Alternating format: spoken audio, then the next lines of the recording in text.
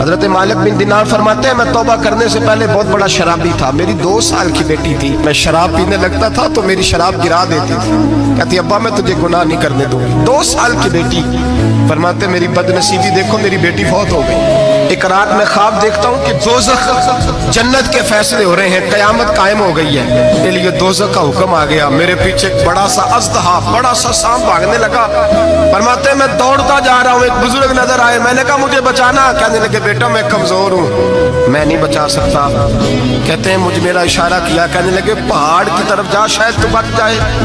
کہتے ہیں میں پہاڑ کی طرف جا رہا تھا تو وہاں سے بیٹی آ رہی تھی، میری بیٹی دوڑتی آئی، میری گود میں بیٹھی اور ازدے سے کہنے لگی دفع ہو جا، تو میرے ابو کو نہیں جلا سکتا۔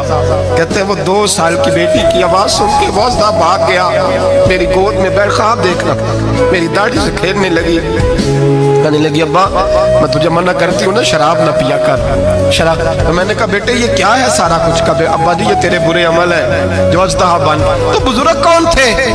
کہنے لگے بیٹے ابا جی وہ آپ کا نیک عمل ہے پر وہ کمزور بڑا تھا، آپ کو بچا نہیں سکا۔ ابا جی بس کر دیں، بس کر دیں، اب آپ برے کام نہ کریں، آپ توبہ کر لیں، جو پچھلے گناہ ہو گئے میں اللہ کی بارگاہ میں سفارش کروں گی، رب آپ کے معاف کر دے گا۔ مالک بن دینار فرماتے ہیں میری آنکھ کھلی تو میں پکی توبہ کر گیا۔